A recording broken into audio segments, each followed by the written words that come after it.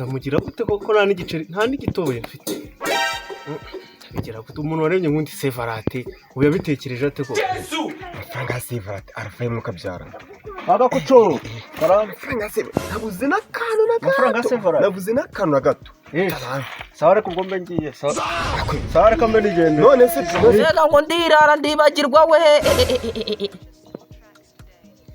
zikaje ari Sevarate Yesu kibaba we abi Sevarate yarangira ndi singo pe ngira cyaka yenda wabona anije nka bibiri agenda ngapfa kumugura gasuve yakemera pe wanije amafaranga ya Sevarate wanije amafaranga ya Sevarate mwana niza amafaranga cha wanije amafaranga ajya kugura gifuti yawe ya sheri wanje koko wanije ibiceri koko ainda subarura mwana nise wapfushije umuntu hagari gupfusha mwana kira cyana cyanye twajyaga twikorera iby'abana nka gitipu gusa nzojya gutikura nde koko cyaka toka satani gena aha birakomeye ubu koko mbaye singo hejuru ubukene bwanjye yewe Sevarate size ndi singo natwe abana dukunda zirimo komedi. Ese guys wajyaga wibaza ngo ni hantu nahahira ni hantu wagura buri kintu ku mafaranga makeya amafaranga yose burya arakora ngewe ntago nzi ko amafaranga yose akora ariko amafaranga yose kwa Sudera arakora mugane Sudera akora mu Rwatano mu mudugudu wa Rwatano mu isate ya Rwatano aho bita kwa veterinary ku muryango wa kabiri baruguru niho hantu hari ibicuruzwa cyangwa buri kintu cyose ku mafaranga makeya kandi ntago abahenda si ibyo gusa kandi Suderi ateye ubwo Suderi niwe muntu wa mbere nzi neza wizeho ibintu byo gusudira ku bantu mwaheranywe muvuga ngo se ni hantu nasudiza ni hantu akuru umuntu nkorera inzugi amadirishya za portail buri kintu cyo cyose nibiraka byose arabikora mugane Suderi abafashe nomero ni ngi ishaka kumuhibiraka cyangwa kumubwira ati hari inzugi mugure byose aba bifite Suderi yazigiye mu mugane abafashe kandi umukiriya mufata nk'umwana mana no nyagasani uyu mukobwa ndamukizwa n'iki ko muri akamejeje ushaka impano ya Sevarate ngo Sevarate yaje ko ibintu bya Sevarate koko byazaga bijyahe koko ndamugira gute koko nta n'igiceri nta n'igitoboye mfite bigira gute umuntu waremye nkundi Sevarate ubu yabitekereje ate ko shanye nkamuguriye yancika bongeye kureba rwagakoco ndebe ko byibura hari n'ikintu yamarisha aho mugambi none haragiye pe koko ndabigenza nimwe kabyara ko mbona ubukene buri n'akantu na gatoya ko nzi ko banyurwa na dutoya mbure nkabure ko twanjye sigaye ndimbwa amafaranga nayo amafaranga ya Sevarate aravuye mu kabyara agakuco salam shatito biragoye pe aragiye pe aragiye aragenda pe hase tito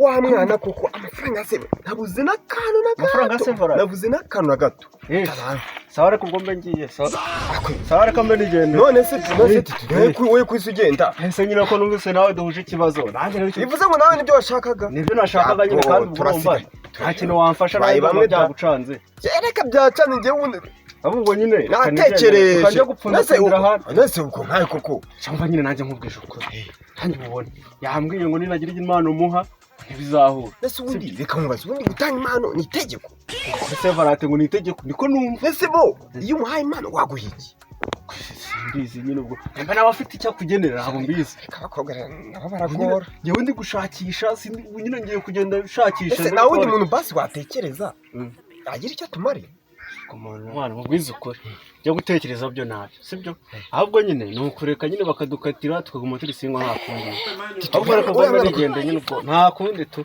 wihangane wowe urihanganye uragiye umuntu ntabwo yari gushakisha amani ko se wanamungani wa Tito ndabona ariko bigiye kugenda pe ndabona ariko bigiye kugenda ngubu nanjye usanga asigaye ndetse ngo nzabishora mu kabyara ariko ntacyo reka njye gupfa kugiye kureba ko ari umuntu ntapfa no gutawutu ako se reka njye kureba ariko se muri Yeremiya ibice 33 umaze ngo ijambo ry'Uwiteka ngo rinzaho uriti ngo mwana wanjye ariko se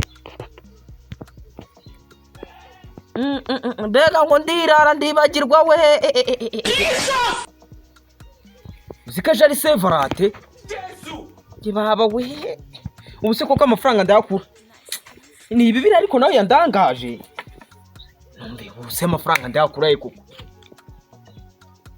Ariko se rwaga guco nawe nimbwa ndabizi nta kintu yabariho. Ariko se Tito. Ato naho nabamvuye naho nabangiye. Kose nutubwa. Ariko se ndabita imbwa ngewe sindiyo niba nabuze ibiceri. Reka ndeke kubita imbwa naho turimbwe 3. Ariko harakaje manzi jya nizera. Yambwa ngo nibica mu kwahasha. Uriya nago yamereza. Reka kandi njye kumureba. Arayamba tu arayamba. Sheri wanje ndi kumuhamagara kanga kufata. Kusi umukobwa ndi kumuhamagara kanga kufata pe. Tebana n'ubu n'izina ry'Imana. Ako subwo mukagira Imana n'ukuku. Ibi bintu bya Sevarate yikubita ubundi. What? Umushuku umukunzi wanje ko yatumeze neza nta kibazo kirimo. None Imana arambwira ngo ashaka amagifuti ngazongera kufata ruko uko Sevarate yageze ngo mugure gifuti. Gifuti se yigura icyo nkagera Yesu. Inzu ufite hariya kizongera kugarama muguzi. Nta kintu kibereyemo.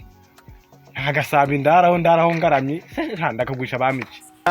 Bizura mukobwa namwiye ngo ndi umukire ni cyane cyo mu ngagara ubuse nakibeshyeye yiguriye biswi ya senkani ni cyayitora oya pe ntago Sevarate yarangira ndi singo pe cyari mbwire cyaka yenda wabona anije nka 2 agenda nkapfa kumugura gasuvi udakurikiza imigambi y'ababi niyicare mu nzira z'abanyabyaha ngo nicare n'abakobanyi ngabwo amategeko y'Imana niwe ibwira kumanywa na nijoro. Wanije amafaranga ya Sevarate. Wanije amafaranga ya Sevarate. Mwana niza amafaranga ya Sevarate. Niza amafaranga wanje kugura gifuti. Wanije amafaranga ajya kugura gifuti yawe ya sheri wanje koko. Wanije ibiceri koko. Kunyugira nkawe ubuze nkawufashije iki? Ubuze nkawufashije iki koko? Umuntu wanje ariko ntago nkunda. Ubu sheri wanje azahita ngatira ni nabona amafaranga. Rero uri muri aseta we nibe nawe. Yoresha ababikora babikunze nibo bazagororerwa. Umva mwana. Ibyo ntabwo wabinkora rwose. Reka nde nkubwize. Ngewe ababikora babikunze ngaho se bikore nino nizi. Oya nanjye ndimo ndabikubwira nyine kugira ngo ubinkorere. Unyumva hano haranditse ngo uri kubyumva ngo dufashanye fasha nanjye ejo nzagufasha. Wafashije se nawe nanjye kugira. Oya we banze ufashe mbanzinye muri ibibazo biri hari. Koko nta hantu wakura mwana bibiri. Oya ubu isakasaka nibwo uzaba ari tuwasa. Nakongeraho desa afite mu rugo. Nkabonamo na suve shanga nkabamubeshya. Suve shange umwana wawe. Cyangwa nakamucukopa. Umubebe wanje ni umubakire ntiyakwambara suve ya segisi. Reka ya 2 kuzamura. Kunuve se nawe umeze kimwe nkanjye. Byihorere mwana. Ngiye rero ngundi gute. Harya zirabogisa bambara bazita tiyayi. Ni tiyayi. Tiyayi se ko yambara abahungu yambara abakobwa. Cyangwa ni tirirange. Ni wowe ubizi. Cyangwa ni nese mwana cyangwa tuvuze meshi wanije 2. Mani wanije 2 mani. Gusa nkaho gufasha iki koko kwira. Bana arabonga bikora bikunze nibo bazagororerwa. Ungurije izo tuwasa niyongerera. We banzo nyumve. Bazagororerwa ariko byibura babanje kumva. None se basi nago wizera ibyanditswe. Tubizibyo. Ibyanditse ngaho ni bime 2 basi njye kugasuvira sheri wanje mwana. Yewe ndakubaza. Uranguriza ibyo biceri nabyo nguriza. Subiza ibyo ngibyo jewe. Nenda bikuguriza nyakuye he? Nyine isaka ureba ahantu yakura. Nanjye nakubajije ngo arava he? Arava mu mifuka ariko bica mukwagira kubugona nk'ubwo. None se cyaka ngewe buriya kanguze ukuri. Ikintu bita beti yarankororeje. Mu rugo aho ndara muri geto. Harimo agasambi konyine nta nagatebe nta nakamatura birabonye nkarye. Nese uko gasambi. Burya nawe uri mu bakina beti se. Nawe urayikina. Oya nge nago nyina. Beti nago nyina nge nyina urusimbi. Naho wavuye naho wagiye papa. Ye nikinira agasimbi mwana. Ho kuyakintu nayareba gutya. Nese cyaka. Oya mwana washakiza turuwasa mwana. We shakiza ibyo 2 urumva. Ngende ngure mako gasuva byiba nkamubeshyeshye. Yakemera. Ariko bicamuko ntagira ko ibintu nk'ibyo mwana. Basi nguriza ngewe ejo nzahita urucucu. Nanjye ndikubwira ati nguriza ejo nzemera imigano muri kiyede. Ariko nyaguye mwana kuko aranyanze pe ndambaye singo we. Kaje kuba singo biraryana. Ubura n'umwana mukorana ibinyoni. None se shareka nkwereke. Ugira ngo nemeye gufata ino bibiri aruko setse. Dore neretse umwana kwa pasiteri. Mbabeshya ngo ndahanura ngo ndumuhanuzi. Uriko byumva ariko nta nubwo mubeshya ngenda nahanura. Imana yari yambwiye yuko turi buhure none dore turahuye ugiye kuma ibiceri. Amen ahubwo. Amen aratika. Cyaka. Karame. Agahinda subwo mwana. Nise wapfushije umuntu. Hagaru gupfusha mwana. Kira cyana cyanye twajyaga kwikorera iby'abana nka gitiku. Muso nzajya gutikura nde koko cyaka. Yoka satani. Ye nago njya nikura. Nje unyitambitse ndakugonga. Kandi nyepe nta ndakugonga nkako hitano nago nje njya nikura. Aho cyaka ndabona kuhagarara nawe n'ubundi nta kintu bikumarira ariko ugiye koko nta nijana usigiye. Shaka mwana yisi n'ijuru we mbaye singo pe. Ariko se koko uragiye.